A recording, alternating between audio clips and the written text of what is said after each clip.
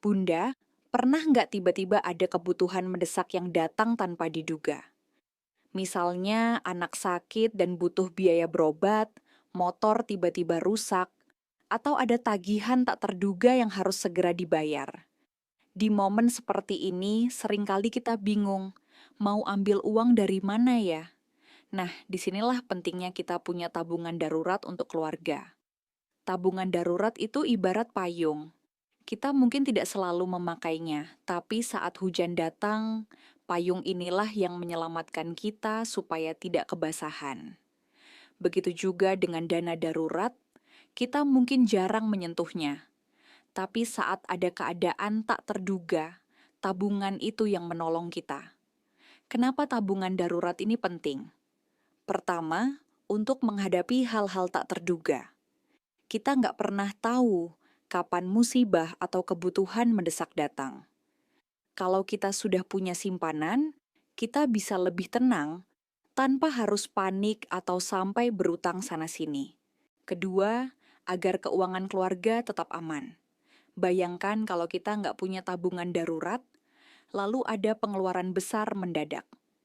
Bisa-bisa uang belanja harian atau biaya sekolah anak ikut terganggu. Dengan dana darurat, kebutuhan utama keluarga tetap terjaga. Ketiga, mengurangi stres dan beban pikiran. Jujur saja Bunda, rasanya berat sekali kalau sedang ada masalah tapi uang tidak cukup.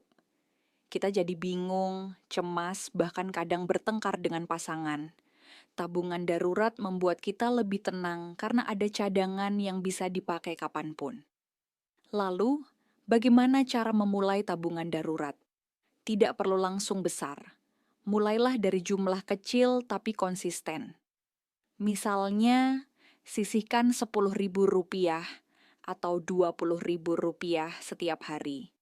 Atau tentukan persentase kecil dari gaji setiap bulan. Lama-lama akan terkumpul juga. Pisahkan tabungan ini dari uang belanja harian.